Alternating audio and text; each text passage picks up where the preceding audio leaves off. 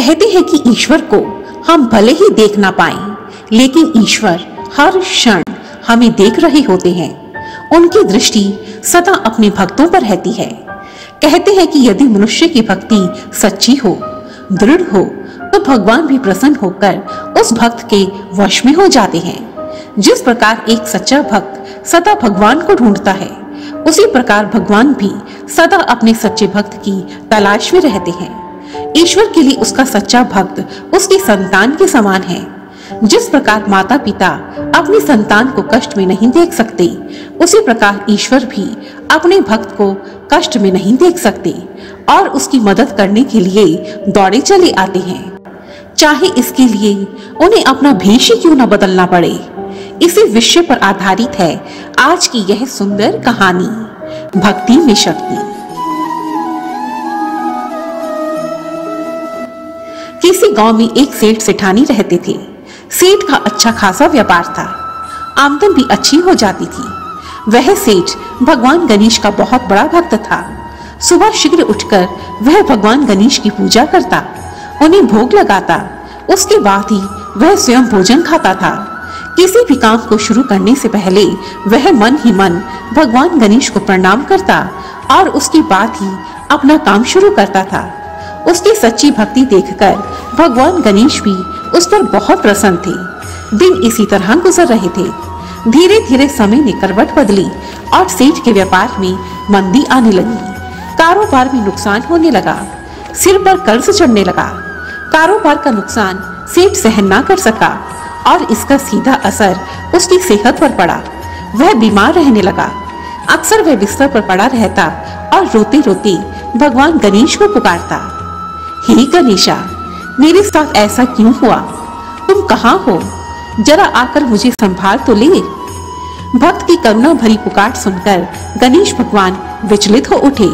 वह सोचने लगे, मेरा भक्त कष्ट में है, मुझे पुकार रहा है, मुझे उसकी मदद के लिए जाना चाहिए। फिर क्या था, गणेश जी ने एक साधारण लड़के का रूप धारण किया और सीधा पहुंचे अपने भक्त के पास और सेठ से बोले, प्रणाम सेठ जी, मेरा नाम गणेशा है, क्या मुझे कोई काम मिलेगा? मैं बहुत दूर से आया हूँ, यदि आप मुझे कोई काम देंगे तो आपकी बहुत मेहरबानी होगी। सेठ जी बोले, गणेशा, मैं तुझे काम तो दे देता, पर आजकल मेरे काम में बहुत घाटा चल रहा है, मैं तुझे तनख्वाह नहीं दे पाऊंगा, लेकिन हाँ, मेरे पास 2 वक्त की रोटी और रहने के लिए जगह तो जरूर मिल जाएगी। गणेश जी ने कहा, ठीक है सेठ जी, मैं घर और दुकान दोनों का काम कर दूंगा, आप चिंता ना करें। ईश्वर की लीला तो देखो, भगवान अपने भक्त के घर में नौकर बनकर काम करने लगे। भगवान तो आखिर भगवान ठहरे। धीरे धीरे गणेशा ने घर और दुकान दोनों का काम संभाल लिया। साथ ही वह बीमार सेठ की भी सेवा करता, उन्हें समय पर दवा दारू और खाना देता। गणेशा की सेवा से धीरे धीरे सेठ की तबीयत सुधरने लगी। दुकान पर भी गणेशा ग्राहकों को खुश करके भेजता। नतीजन दुकान पर माल की बिक्री बढ़ने लगी, घर की आर्थिक स्थिति सुधरने लगी। यह सब देखकर सेठ जी गणेशा से बहुत प्रसन्न थे, लेकिन कोई नहीं जानता था कि यह सब भगवान गणेश के चरणों का कमाल था। एक दिन की बात है, सेठानी जब अपने हाथ राख से धो रही थी तो नौकर बने गणेश जी ने सेठानी को टोका, सेठानी जी, जब तक हम अपने हाथ मिट्टी से नहीं धो लेते तब तक वे स्वच्छ नहीं होते, इसलिए आप अपने हाथ राख की बजाय मिट्टी से धोया करो। सेठानी गुस्से में बोली, तू एक नौकर होकर मुझे ऐसे समझाएगा? तेरी हिम्मत कैसे हुई? ठहर, मैं अभी तेरी शिकायत सेठ से करती हूँ। सेठानी सेठ से बोली, सुनो जी, आज जब मैं अपने हाथ राख से धो रही थी तो गणेशा मुझे टोकने लगा कि मैं अपने हाथ मिट्टी से धोया करूं।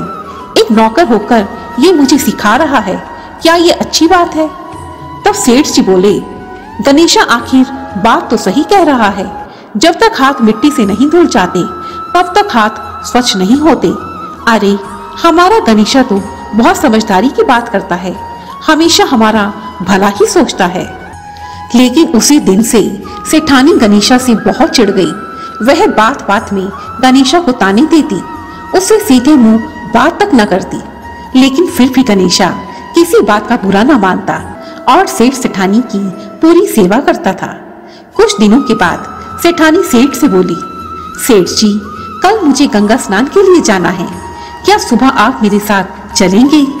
सेठ जी बोले, तुम एक काम करो, कल गणेशा के साथ ही चली जाओ, मुझे दुकान पर कुछ जरूरी काम है। गणेशा ने कहा, ठीक है सेठ जी, आप चिंता मत करें, मैं सेठानी का पूरा ध्यान रखूंगा और अच्छे से गंगा स्नान भी करवा दूंगा। सेठानी जी गणेशा के साथ गंगा घाट पहुंची। सेठानी गंगा के किनारे बैठकर गंगा स्नान कर रही थी। तब गणेशा ने देखा तो वे वहां आ गई और सेठानी जी को गंगा के बीच में डुबकी लगवाकर वापस किनारे पर ले गई। गणेशा की इस हरकत पर सेठानी जी बहुत गुस्सा हो गई। मैं किनारे पर बैठकर ही स्नान करना चाहती थी, मुझे डुबकी नहीं लगानी थी, तुमने ऐसा क्यों किया? तब गणेशा ने कहा, सेठानी जी, जब तक गंगा स्नान के लिए गंगा में डुबकी न लगाई जाए तब तक मोक्ष की प्राप्ति नहीं होती। गंगा स्नान तो डुबकी लगाकर ही पूर्ण होता है। सेठानी ने गुस्से में कहा, मुझे ज्यादा समझाने की कोई जरूरत नहीं है। सेठानी ने घर जाकर सेठ जी को गणेशा की शिकायत लगाई। तब सेठ जी ने गणेशा से पूछा, गणेशा, तूने ऐसा क्यों किया?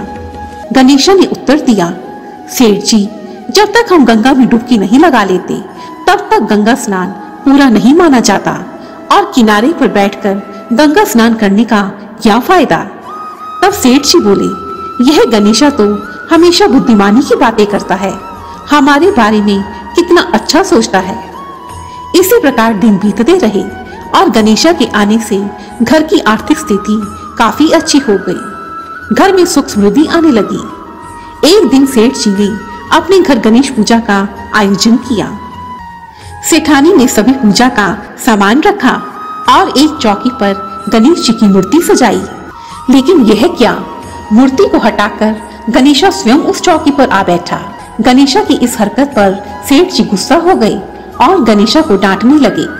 लेकिन तभी एक चमत्कार हुआ। देखते ही देखते गणेशा गणेश जी के रूप में प्रकट हो गए। यह चमत्कार देखकर सेठ सेठानी आश्चर्यचकित रह गए। सेठ गणेश भगवान के चरणों में गिरकर रोने लगा, प्रभु, आप मेरे घर एक नौकर के रूप में काम करते रहे और मैं आपसे सेवा करवाता रहा, मुझसे बहुत भूल हो गई प्रभु, मैं मूर्ख आपको पहचान ही ना सका, हे भगवान, मुझे क्षमा कर दो। सेठानी बोली, प्रभु, मैंने आपको नौकर समझकर कितना उल्टा सीधा बोला, मुझ अज्ञानी को क्षमा कर दो।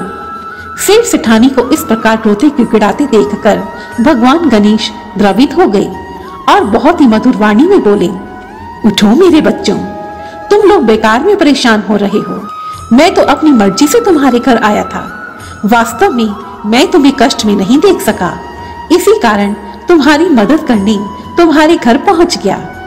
अब मेरा कार्य पूरा हो गया है, इसलिए मैं तुमसे विदा लेता हूँ, साथ ही तुम्हें आशीर्वाद देता हूँ, तुम्हारे घर में धन सुख समृद्धि की कभी कमी नहीं होगी, तुम इस लोक के सुखों को भोग कर अंत में स्वर्ग को प्राप्त करोगे। ऐसा आशीर्वाद देकर भगवान गणेश वहां से अंतर्ध्यान हो गए और उसके बाद सेठ सेठानी ने गांव के बाहर गणेश भगवान का एक सुंदर सा मंदिर बनवाया और अपना पूरा जीवन भगवान गणेश की भक्ति में लगा दिया।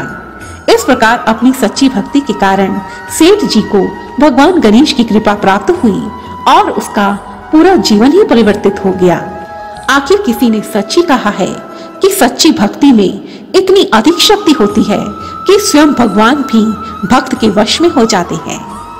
धन्यवाद। और यदि आपको यह वीडियो पसंद आई है तो प्लीज मुझे कमेंट सेक्शन में जरूर लिखें और मेरी ऐसी ही दूसरी वीडियोस को देखने के लिए रेड कलर के बटन को प्रेस कर मेरे इस चैनल को सब्सक्राइब करें और साथ ही बेल आइकन को भी जरूर दबाएं ताकि मेरी आने वाली सभी वीडियोस की नोटिफिकेशंस आपको टाइम पर मिलती रहे। धन्यवाद। जय माता दी।